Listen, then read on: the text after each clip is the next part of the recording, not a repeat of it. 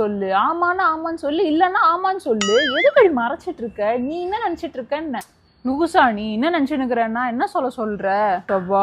ஆவுன்னா இதை தூக்கிட்டு வந்துருவான். டேய் தெரியுதுடா, உன் மூஞ்சிலே நீ என்ன நினைக்கிறேன்னு தெரியுது.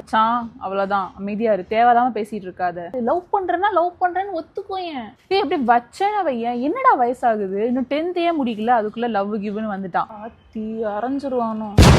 நீ நினைக்கிற மாதிரி வேற எந்த மண்ணும் இல்லை. அவன் எனக்கு சின்ன வயசுல இருந்து பெஸ்ட் ஃப்ரெண்ட். என் ஃபேமிலி அவ ஃபேமிலி ரொம்ப க்ளோஸ். ஸோ நானும் அவளும் ரொம்ப க்ளோஸ். நீ இப்படியே யோசிச்சுட்டு இருப்பா.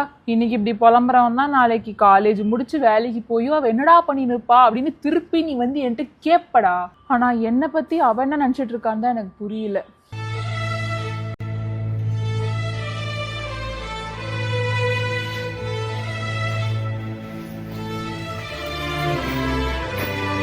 நான் அடுத்த வருஷம் இங்க படிக்க போறதே இல்லை. நான் டிசி வாங்க போறேன்.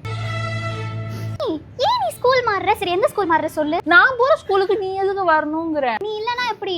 இன்னும் 2 வருஷம் இருக்கு. நான் பாய்ஸ் ஸ்கூல்ல சேரலான்னு இருக்கேன். வரியா?